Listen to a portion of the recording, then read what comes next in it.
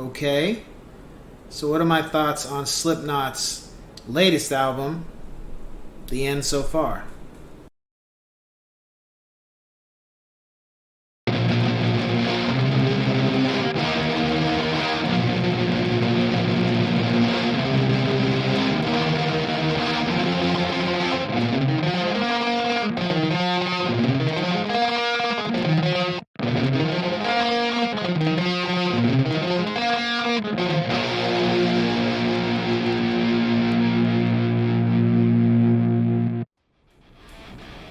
What's going on, ladies and gents in Cyberland? Coming back to with another album review, and this time we're on to Slipknot's 7th album.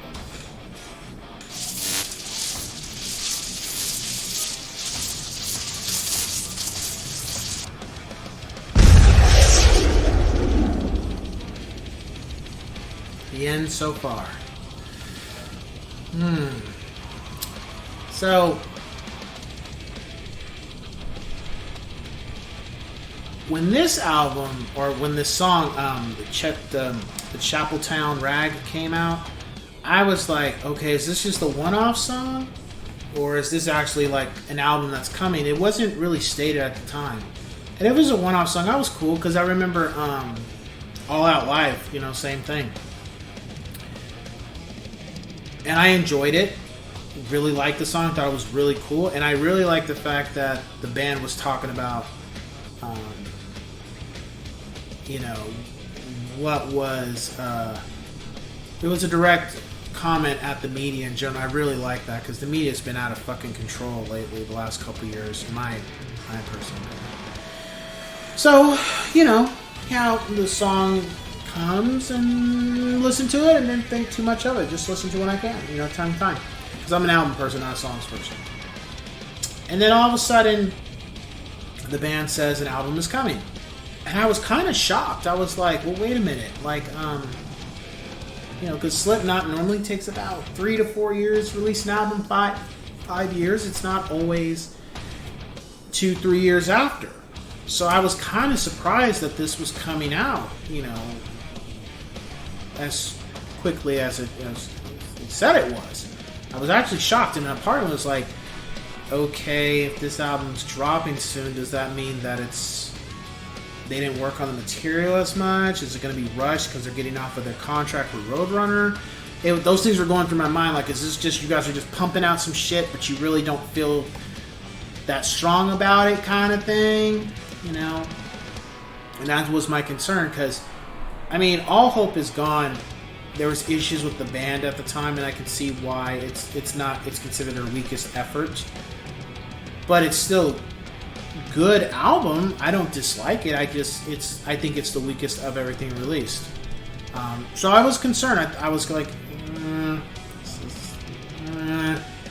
this going to happen with this album? And of course, the album came out. And that wasn't the case. However, there was one track on here that I was completely thrown aback. I never thought that this would be released under Slipknot's name. It was something completely different for an opener, and I don't dislike it, because I've listened to so many different types of music, so I was okay with it. But I can see how a bunch of people did not like this song. I can see why, because it doesn't fit the rest of the album to me at all. Adderall. When I saw the track list, I was like, okay, it was interesting. Like, what are going to be the really hard songs? What are going to be the laid back songs? And when I saw the term Adderall, I was like, okay, this is going to be a huge opener. It's going to be very heavy and all those kind of things. And it wasn't at all. No. Matter of fact, I think Adderall is probably one of the most softest electronic songs I've heard from the band. There was no heaviness to this song at all. It's the softest song on the album. It's probably one of the softest songs they have ever released. Because even Snuff was more heavy than this. This is probably the softest song I can recall that they have ever released that I of everything I have from this band. And that's okay. I didn't trip on it. However, I can see why people did. The album drops and I listen to it, and this one took a little longer to grow on me than We Are Not Your Kind.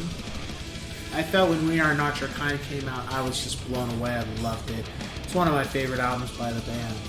But I felt that they set the bar so high with that album that anything coming after it was going to kind of have an issue. And the end so far kind of came off like that. It's not better to me than the last album, but I would definitely put it above All Hope Is Gone. I loved it. I just feel it's not better than All Hope Is Gone or Iowa or the debut album. I think it's neck and neck with Volume 3. I would say that. My rating for the album is 9 out of 10 yes sirs. There wasn't any songs I didn't like. I take that back.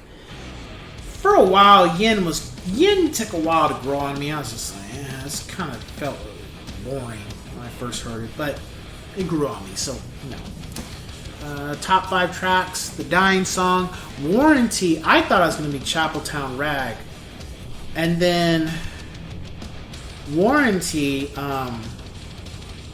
As I kept listening to the album, Warranty grew on me more to be my top, to be up at the top. I love Warranty. It's not. I don't like it better than Dying Song, but I love Warranty. I love that album. I love that song. It's got like this hip hop bouncy kind of beat to it. When I listen to it, I just really love it. And then Medicine for the Dead. I'm sorry. The Chapeltown Rag is my top 3rd, and then Medicine for the Dead and Sade. I would say if you've listened to everything else with the band, try to have an open mind about Adderall if you can. As far as outside of that song, everything else is the normal Slipknot, very abrasive, metal, and I enjoyed it, every bit of it.